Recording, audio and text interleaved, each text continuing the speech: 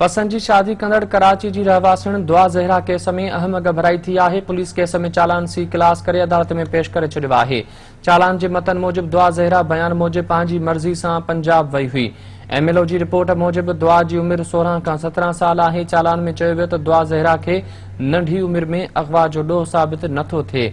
तव्हांखे अहम ख़बर ॾियूं पिया। पसंद जी शादी कंदड़ कराची जी रहवासिन दुआ ज़हरा केस में अहम घबराई थी आहे। पुलिस केस जो चालान सी क्लास करे अदालत में पेश करे छॾियो आहे। चालान जे मतन मूजिब दुआ ज़हरा बयान मूजिब पंहिंजी मर्ज़ी सां पंजाब वई हुई। MLO जी रिपोर्ट मूजिब दुआ जी उमिरि 16 खां 17 साल आहे। चालान में चयो वियो त दुआ ज़हरा खे नंढी उमिरि में अगवा जो ॾोह साबित नथो थिए। तव्हांखे अहम ख़बर ॾियूं पिया। पसंद जी शादी कंदड़ कराची जी रहवासिन दुआ ज़हरा केस में अहम घबराई थी आहे। पुलिस केस जो चालान सी क्लास करे अदालत में पेश करे छॾियो। चालान जे मतन मूजिब दुआ ज़हरा बयान मूजिब पंहिंजी मर्ज़ी सां पंजाब वई हुई। MLO जी रिपोर्ट मूजिब दुआ जी उमिरि 16 खां 17 साल आहे। चालान में चयो वियो त दुआ ज़हरा खे नंढी उमिरि में अगवा जो ॾोह साबित नथो थिए।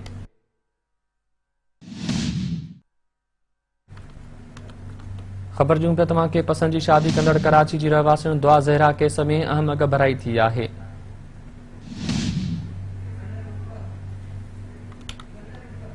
तफ़सील मालूम कंदासीं। सिंध न्यूज़ रिपोर्टर सिकंदर भुट्टो असां सां टेलीफोन लाइन ते मौजूद आहे।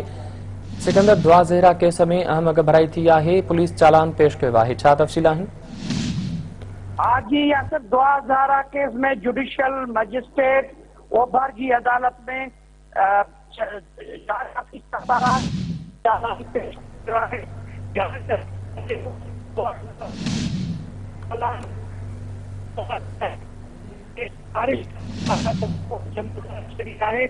दुआ ज़हरा केस में जांच ऑफिसर पारां इहो बयान ॾिनो वियो आहे त दुआ ज़हरा जी उमिरि MLO जी जेकी रिपोर्ट आहे ऐं उनमें दुआ ज़हरा जी उमिरि 16 खां 18 साल आहे।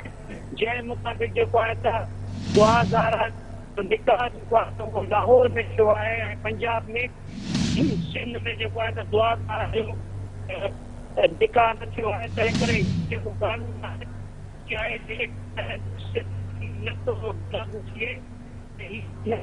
जेको आहे त उहो